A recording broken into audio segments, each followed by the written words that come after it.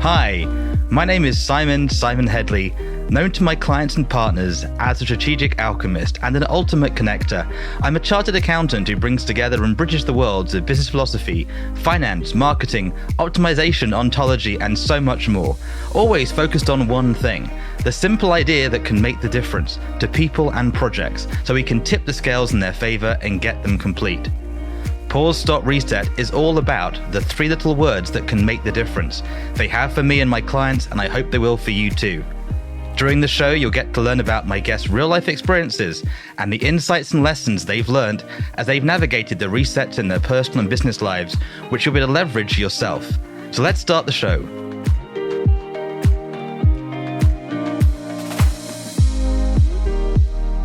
Hello, I'm Simon Hedley, and welcome to this episode of Pause, Stop, Reset.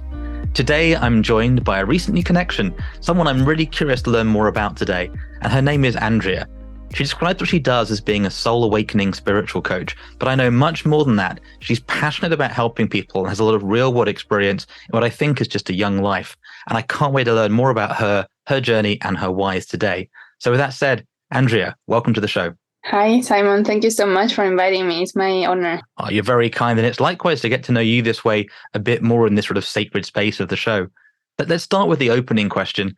So for people that may not know you yet or haven't kept up with your resets, who are you and what are you focused on today? Well, my name is Andrea Aguerrebere. I come from Mexico and I am a soul awakening spiritual coach. And I practice intuitive quantum healing also.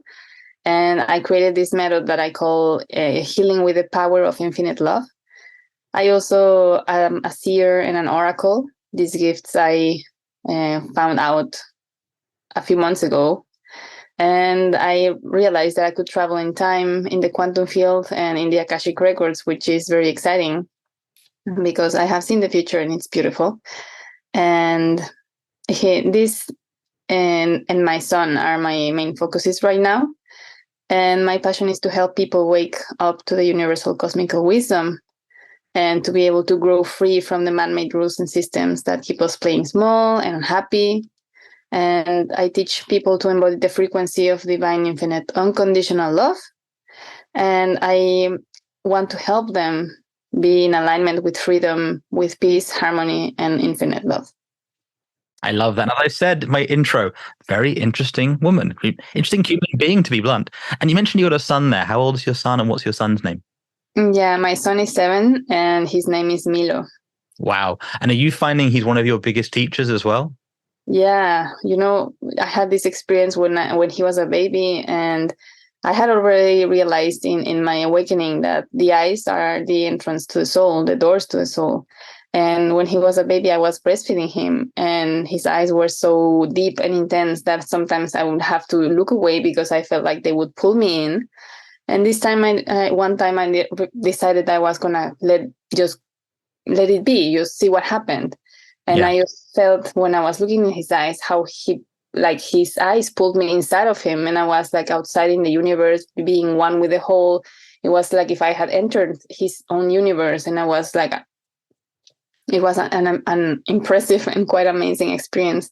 And like all of a sudden I just came back out of it and I was like, whoa, what just happened right now? It was very crazy. And I love how you describe that, by the way, those sort of moments of connection between people, whether it's from a hand hold, a touch, even across a room, can really be quite transcendent and quite profound, often when you least expect them. And I love that you sort of said it was almost too much and then you sort of said, right, I'm going to go into it and then had this experience. If you look back on your life, what have been the biggest shifts and resets you've been through?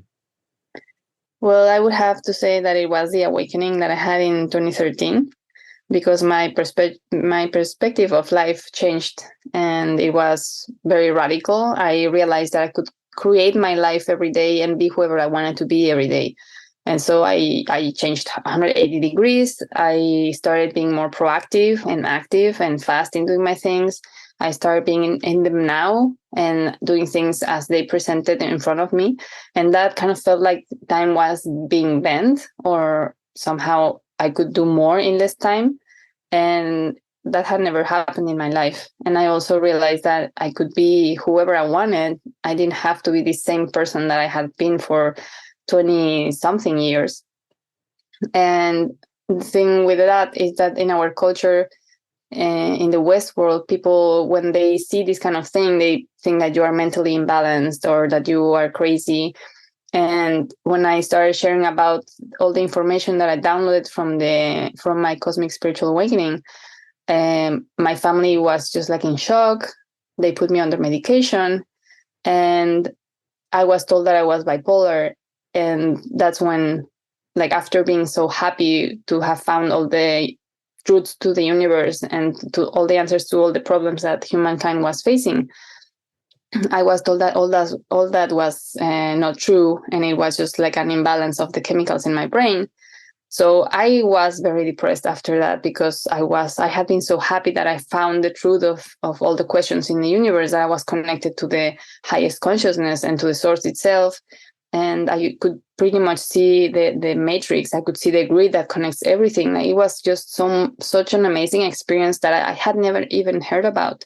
I wasn't aware that I had had an awakening, and my family didn't know about these things either. So that was a very hard thing to go through, because from being in the light, embodying these divine capacities that we have, I was told that it was not true. And then I couldn't even wake up. I was not able to get out of my bed. I didn't want to go to the bathroom even. And it went for a few weeks, and I was just like desperate. And I the thought about jumping out of my window crossed my mind, because I was not understanding what was going on. And so they had to fix the medicine that they were giving me, the amount. And after a few weeks, I was again kind of being myself, but not the self that I had created for myself, that I was loving. And so it took me a few years to be able to kind of accept it and live with the fact that I would have to take these medicines kind of forever. And the thing is that because in the West we have all these beliefs and the culture, we don't know about awakening that much. And in the East, when you are enlightened and awakened, people follow you like a guru, and they want to learn all the things that you downloaded from the source. And it happened to me in a very spontaneous way, just trying to fall asleep one night. So I didn't know about all those things. And when I was able to, I was not able to. I got pregnant, so I was able to stop the medicines. And then after breastfeeding my son for 4 years, because they told me breastfeeding and the hormones of pregnancy was going to take care of my mental health, I got to know this group called Know Thyself as Soul. And they had these teachings from India. And when I shared about my experience, because I wasn't able, I didn't know if I was going to be able to join the group. And they told me that what I had been through was called an awakening, and that in the East it was very valued. And so when I heard that, I felt like my soul came back into my body, and I was able to feel peace again. And to know that I was sane was one of the main things that helped me kind of pause and just like say, okay, I am okay. Like, this, everything that happened was just a mistake. I was not properly diagnosed. And it's just like, because of people not knowing what these kind of situations are. And I think that's where I was starting my reset. I had to get to know myself again and try to rebuild myself up from knowing that what had happened was true, and that I had actual connection with the source and with the highest consciousness, and try to build my credibility from there. Because my mom, my brother, my sister, all my family were like, you cannot talk about this with anyone, because they are going to think you're crazy. Just to gain the courage to speak out and tell my story to the world has been very hard at the beginning. Now that I am out there and making myself heard, it feels very good, because I know what happened was true. It was an experience that changed my life radically. And it can be a very big experience for people waking up. Yeah, I just want to just add a couple of things, like sort of not a medical disclaimer, and I don't know your experience. I've had my own and other people's. I think it's a very interesting line. You mentioned over in the East, and you're right. There's a different culture there for awakening enlightenment. There's also tons of gurus and narcissists and psychopaths running around saying X, Y, Z. What I know about you from my experience of you have a grounded reality today, right? You know who you are. You know we're talking on a podcast. I've also experienced people who in the West and East have had, let's call it shamanic experiences and get convinced of X, Y, and Z. And part of why we so much encourage pause, stop, reset is it's such a vital thing to be able to sort of allow yourself that space to question. In the West and the East, in different modalities, it's very rare to have that, like, can we just inquire into stuff, especially when it's paradigm shifting. And I do think we're at a very interesting time about humanity, about what's important, what's safe. I love how you said we can recreate ourselves, one of those tenets of NLP and other schools that I've been around. At the same time, there's something about being consistent. Like if you tomorrow said, I'm not a mother, I'm not that, I'm becoming a tree, you might sort of disrupt your son quite a lot, right? There's this sort of weird line of how do you create community and collaboration with people by choice and with, you say, that sort of unconditional love and sort of agape love in the States often. No, I really love that. And not again doubting it. Sadly, I've been around some people who were convinced they were enlightened and at the same time, no, they just had major chemical imbalances. And needed medical help, and equally other people who you'd think are crazy, and now they're billionaires doing stuff in space. You can never really tell, right? It's it's a fascinating time of science, technology, art, and other things come together, and this quantum realm. Again, I think one of the challenges I loved about how we connected through our friend Tom, it wasn't sort of the markety version of you, right? And the problem is often language now gets sort of acquired by marketers who use it in different ways. And there's something nice about having our own journey. And I love how you sort of share it. It wasn't, you went sort of looking for this. You didn't go get a book on how to be enlightened and wake up and take these steps. You just sort of had this experience. And I think often that's how it's always been. And hopefully you heard in that anyway, as best we can on a open show 1,000 miles away. So one of the things we talk about, and these aspects of pausing, stopping, and resetting, which one do you think has been the hardest for you, and why do you think it's been hard to pause or to stop or to reset? Well, the reset itself was the awakening, I guess, because I was able to understand things in such a clear way that I kind of dismantled human-made systems and things that gave me the clarity that we were playing small and that we didn't have to go through all this. Yeah. So that was a process you went through. So it sounds like the resetting was challenging, but worked for you. Do you find it easy to take a pause, to take some time out? Mm-hmm. Well, that reset was easy. The reset that was hard was after being told that I was bipolar. Aha. Okay. Yeah, that was a hard part because in the awakening that lasts for 3 days and 3 nights, I kind of, it was just like so obvious to me because I had connected all these dots of all this information.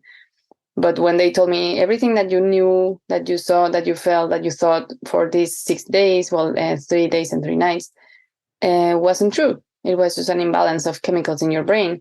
But the thing is, like, how could they know? Like they were not in my head. They were not experiencing what I experienced. So being told that all the things that I went through weren't real, that is where the depression hit. And getting back from there, that reset, having to build myself up from the traumatic experience of being told that everything you went through wasn't real, that was a hard part of the reset.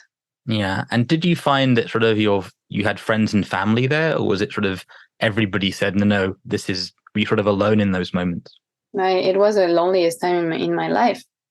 After being able to feel everything and everyone and be connected with the whole, I was able to feel the happiness and joy of everyone. It was beautiful. When I was out there, I was light. My body was shining, and it was in the frequency. I was vibrating in the frequency of love. And I mean, that was taken away from me in a way where I couldn't even share about it because people were going to talk about me. That was my family's fear.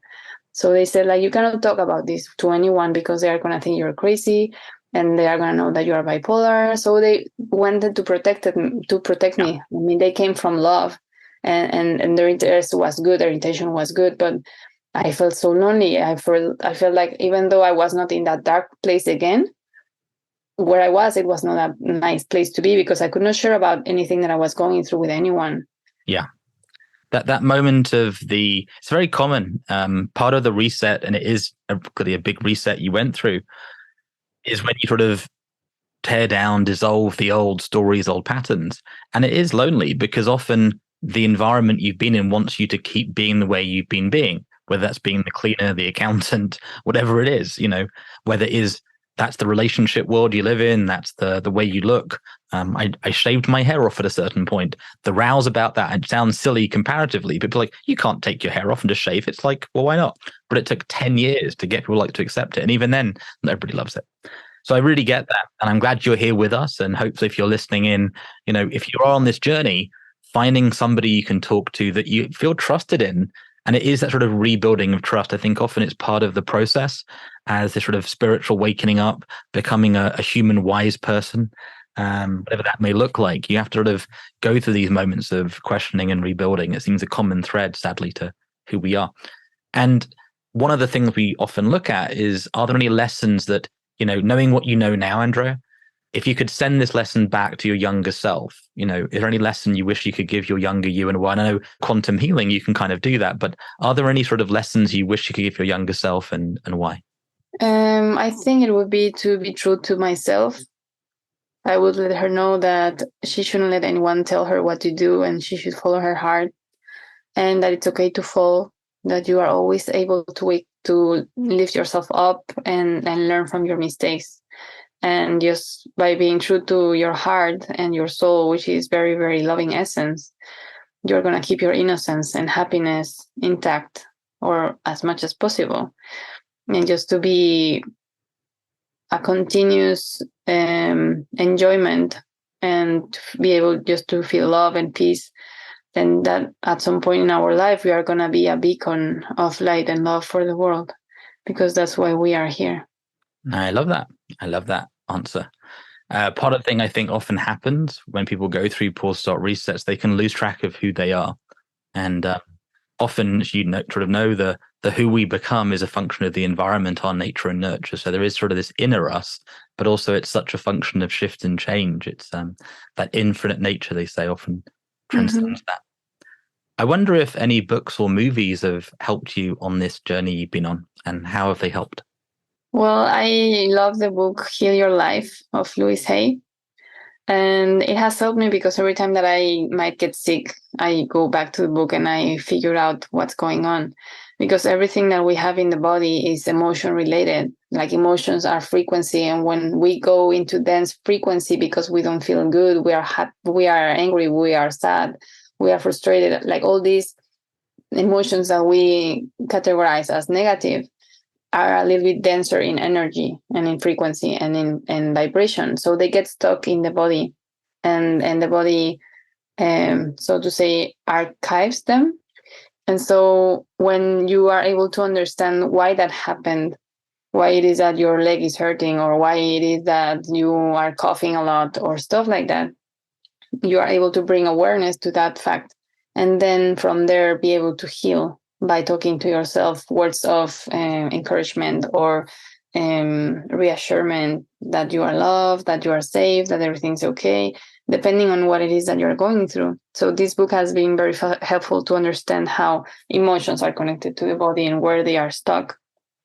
And yeah, this is like pretty much every time that I get sick, I go back to the book and consult it.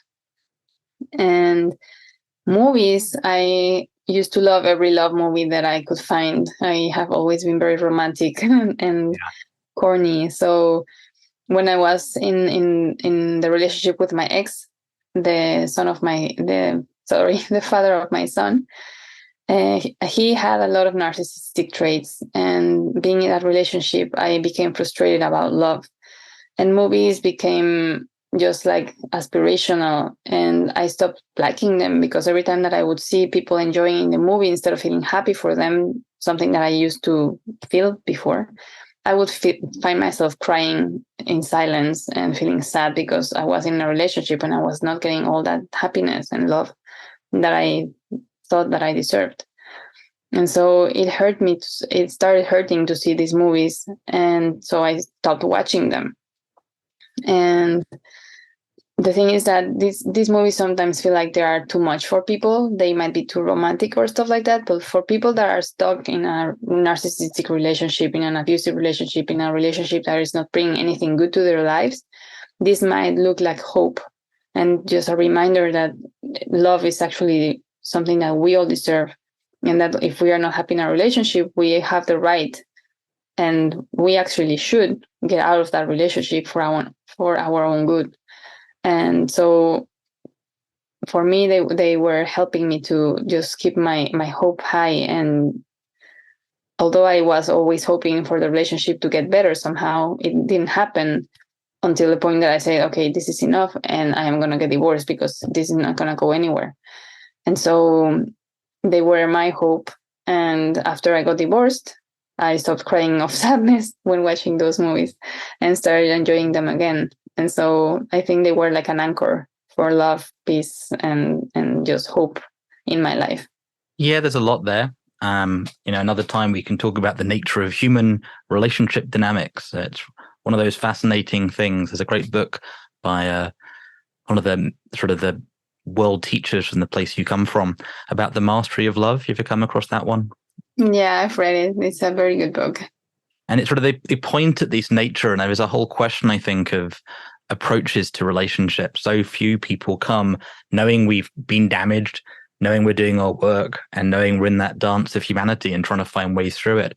And it's an interesting line about hindsight and finding the right way through and the lessons we have. And I remember in Covent Garden years ago, there was a quote on the wall about the universe gives you a lesson that you need next most for your soul's evolution, not necessarily the lesson you need next. And I'm also a big fan. I wish everybody listening in gets to build a life they really truly love with great people, with honesty, integrity, creativity, and all those joyful things. This true love behind it all, which isn't necessarily about sex or about money or about having Bugatti cars. It's a different thing that matters. And that's what we're looking to sort of inquire into if you're listening in today.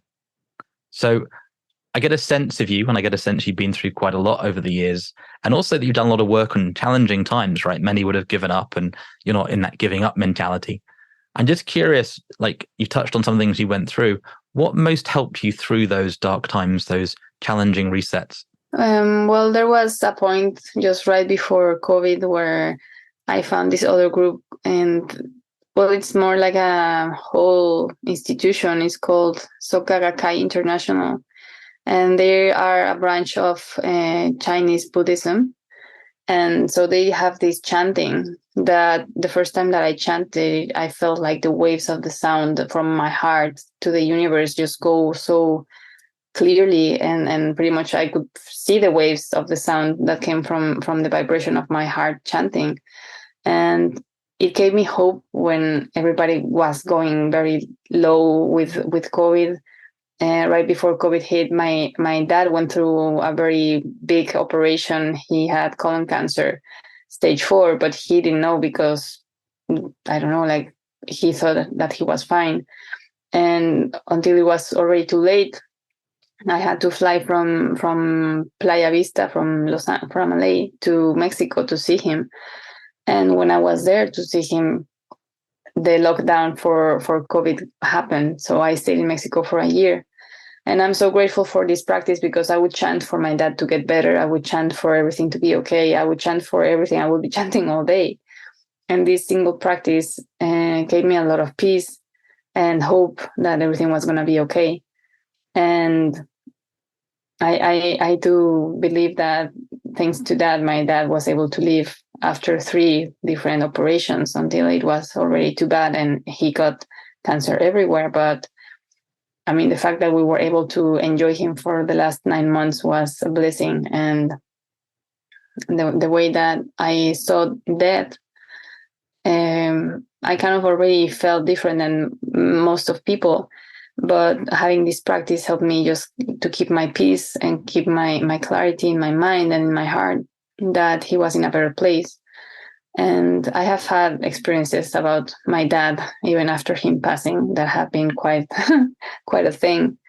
And yeah, so I think that most of the things that have helped me are based on faith and on hope and just going within and finding that if you go within, everything is okay.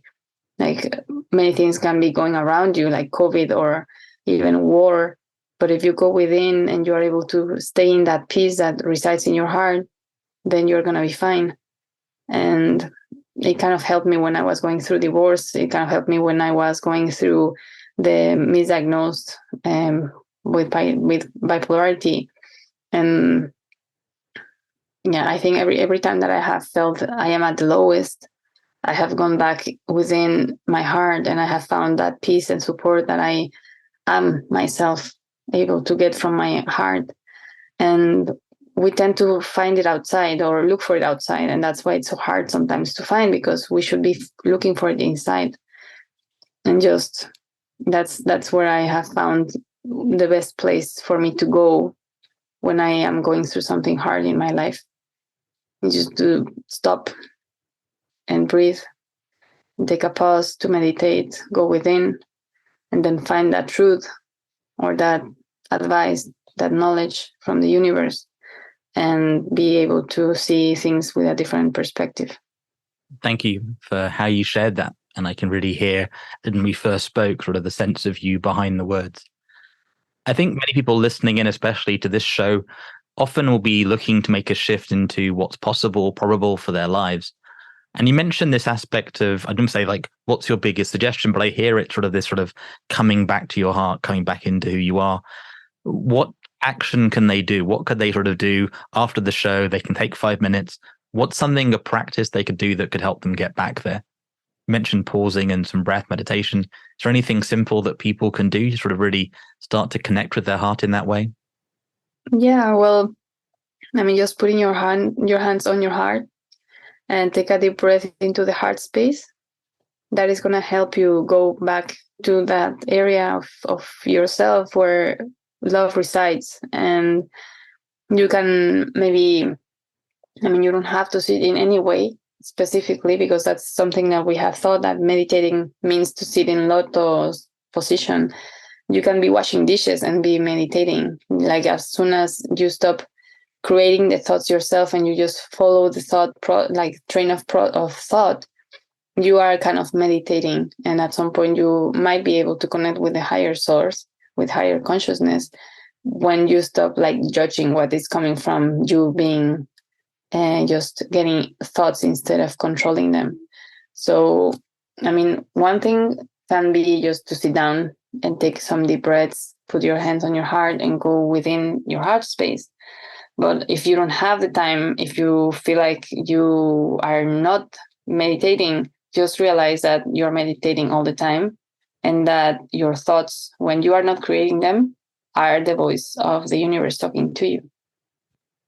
Just let that sit for a moment there. It's interesting, this matter, linear thinking, classical thinking, this sort of quantum thinking, these ideas that come out of ourselves. Often you can be walking along, I find these days, and you might see something you've not seen before, even if places you've been 1,000 times, with the same song, the same book, the same movie, the same thought. Something in that moment can unlock when we have that bit of slowness. And it's quite interesting, this idea of going slow to go quick, of actually sort of giving up the how it should look. And I loved how you talked about, meditation doesn't have to be in a lotus position. I've been doing Tai Chi for 20 years, and that's something I learned luckily in as a teen. But yeah, so often it's sort of this, the artifice of religion, the artifice of meditation that gets in the way from just actually experiencing. So for people listening, is there one takeaway you really want them sort of to be left with? So if they're talking to a friend around the water cooler at work, or over a coffee or tea tomorrow, what's the one takeaway you really want them to be left with today? Well, I would love for people to know that they are love. And that just because we think that we are humans, we are thinking very little of ourselves, because we are the energy of the universe living inside of this human temple. And when you are able to appreciate yourself in that way, when you realize that you're a divine being and that you are the universe itself, then your perception of yourself and of your body changes. And so if you are able to see yourself this way and understand that your body is your temple, you will be able to take care of it better. And you will be able to live your best life, because nothing would stop you. If you know that you are, that you have all the power of the universe to create the life that you want, then nothing is going to stop you. If you get a no somewhere, you're going to go to find your yes somewhere else. So don't stop for anybody telling you what you can and cannot do, because you are the power of the universe living inside the body. And love is the biggest and highest frequency there is in the world, and you are it. Like, it is within you. So if you are able to go to your heart space and help your heart shine that love for everyone and anything, and just like allow the unconditional love to go from within, you would be unstoppable, and you will be able to change lives and just create this ripple effect that we are craving so much right now in the world, with the wars, and with just so much disconnection, and the fact that we are just seeing with the eyes that we have as humans, but we are not seeing with the eyes of the soul. And so by recognizing the divine in everyone, and knowing that we are energy, that we are not our gender or the color of our skin or the culture that we live in, we would be able to live life in peace, and live in a more compassionate way, understanding that we all have gone through something in our lives, and we all are deserving of unconditional love. And I love this quote from Jimi Hendrix that says, "When the power of love overcomes the love of power, the world will know peace." I find myself almost wishing you were speaking in Spanish, because I have a sense that you and your native tongue would be even more powerful communicator. Is that true? I know you're bilingual, clearly, right? Your English is far better than my Spanish can bring it. Hola, that's about it. But is there anything you want to say in Spanish just to that, just for those listening in that might be from the Latin world? Well, you know what, that I have been working on this awakening and my message living in the US more, that I have found easier to communicate my message in English than in Spanish, because I have not practiced it that much in Spanish. Ah, okay. Well, how about we can all learn to live unconditionally in Spanish, just for fun? Vive desde el amor incondicional que eres en el centro de tu corazón. Thank you. One of the things in my travels, I've discovered how much the language of a culture, a community, is this vibrational quality, from the Buddhist monks to the Sanskrit to the Inca world. So much we get lost. In French, there's a word, communication, communication, and it actually means something in the French. But when we use it, it gets lost. This idea of coming together in one to communicate. And thank you for being open to play with us a little bit on the show today. Sure. Hopefully you're enjoying yourself. This is not too heavy, not too deep. And I'm just curious, is anybody that you wish you could hear what they had to say to their answers to these kind of questions, who you think would be a great guest? Well, I would love to have heard about love from Bob Marley or Jimi Hendrix, because I mean this quote that I mentioned comes from Jimi Hendrix, and I love how music connects with all of this.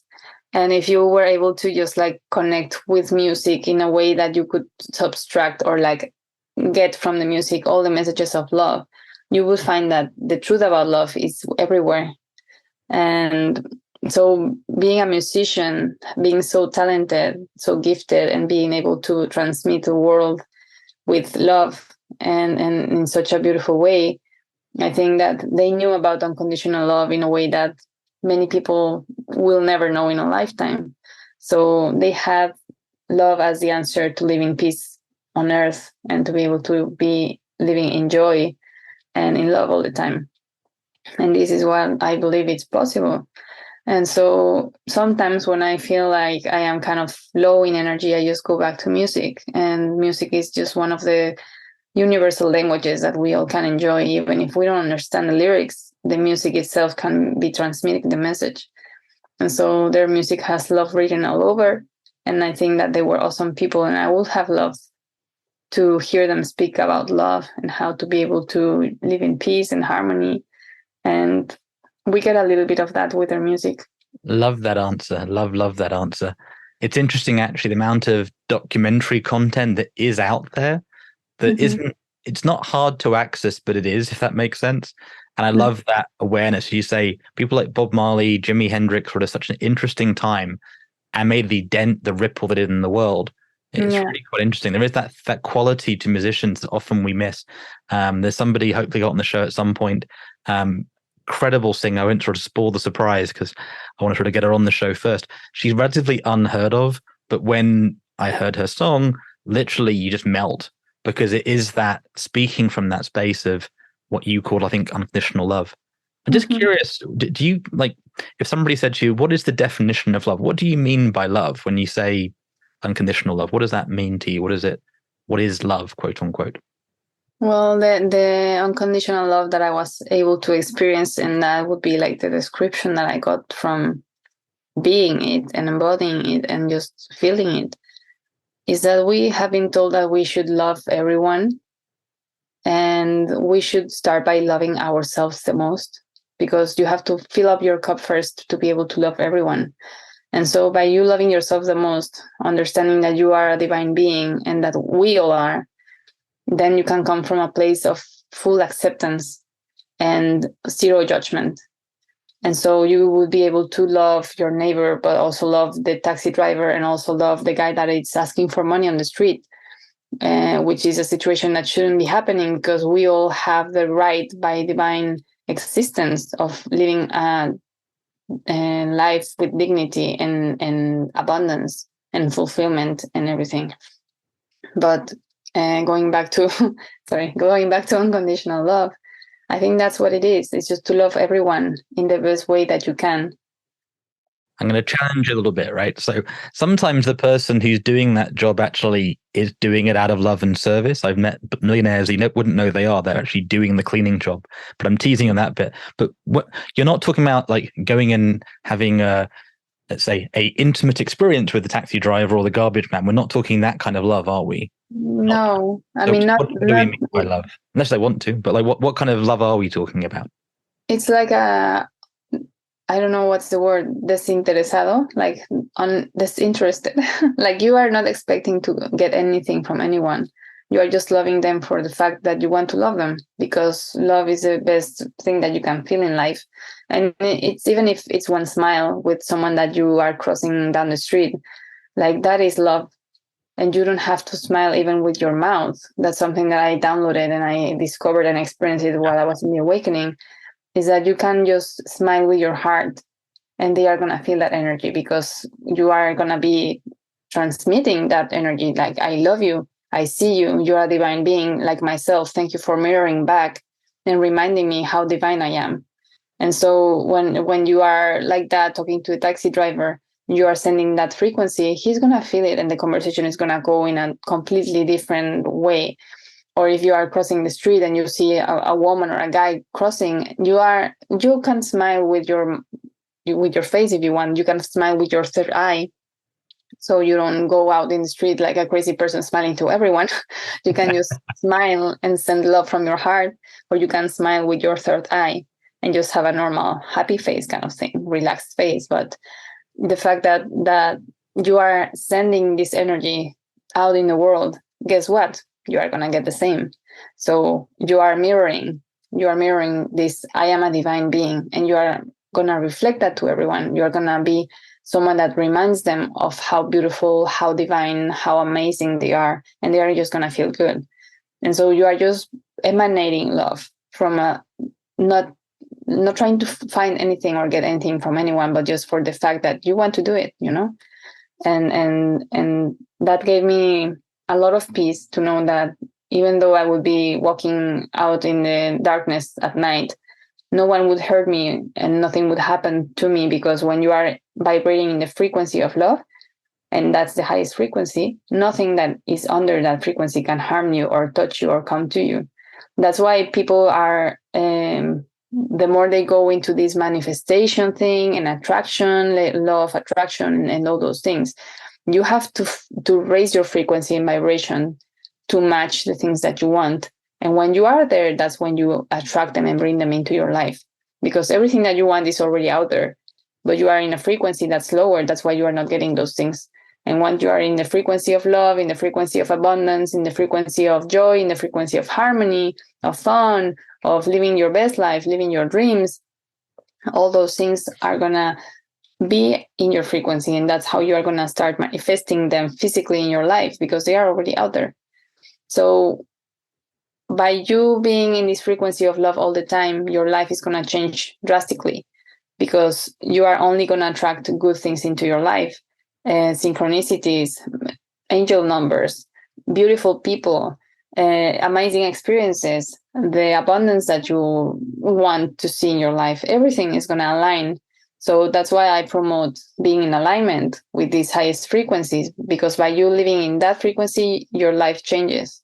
I love it. And those who've already heard, no, that's really and those of you that have heard the episode with Lee Richter, she talks a similar thing from a different perspective. I think there is this universal truth that the speaking of isn't the Tao, isn't the way, isn't the thing. And whatever your point of view is valid, we accept you as you are. So thank you for sharing so openly today. I wanted to say this, if you want to get to learn more about you, to connect, what's the best way to do that? I think you've got an Instagram account, is that right? Yeah, I have an Instagram account. It's at soul, just like the soul, SOUL, and then awakening without the A, just WAKENING .pure, PURE, love, LOVE. So awakening.pure love. Yeah, and as you get a domain name in the future, other links will add it into the portal for those that know about that at pause.reset.com. So look, for me personally, Andrea, it's great having you share with us today. I love this sort of quality of faith you have.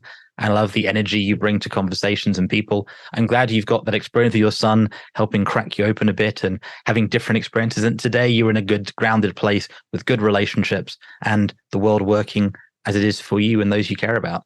That gives, I think, all hope. So if you are having a dark time, you can turn it around. Find those things to get you remembering back to that quality of love, listening to yourself and taking the steps forward. And maybe that's what brought you to this episode today, so you can connect this message a bit and you got some insights and value. Before we wrap up today, Andrea, is there anything you want to leave the show with? Any last comment, any last question or thought? Well, first of all, say thank you to you for inviting me. It has been really an honor, and to just open the door for me to share my message and my perspective in life from infinite love, and how we can heal the world with this magical frequency. And so, yeah, just a reminder that you are energy and you are pure divine love, and just go and find it inside of you. Stop looking outside. It's in you. You are it. Beautiful. And with that, I think it's time to say that is it for today's show of Pause.Reset. To get maximum value, make sure you head to Apple Podcasts, subscribe, and really check out what else is out there at pause.reset.com. We're all about helping you make the resets you want to do. So as Andrea said, you can live the best life you love in a way that's unconditional for you and really builds value, is a win-win-win for the world. And Andrea, thank you for doing what you're doing to help people. I know you helped me in our conversations, and I look forward to seeing how the world shifts over the coming years and months as more people understand these ideas. Thank you so much, Simon. Once again, I'm Simon Hedley. Thank you for listening to this episode of Pause Stop Reset, which is brought to you by the team at simonx.com and published by thesimpleidea.com. So you get maximum value and to access all the bonuses and gifts, make sure to head to pause.reset.com, register and explore the portal. And if you're looking for great people, check out onesmartnetwork.com. If you've enjoyed the show, do give us a positive review, subscribe, and share this episode with friends. I can't wait to share our next episode with you. Till then, remember you can always choose to pause, stop, reset.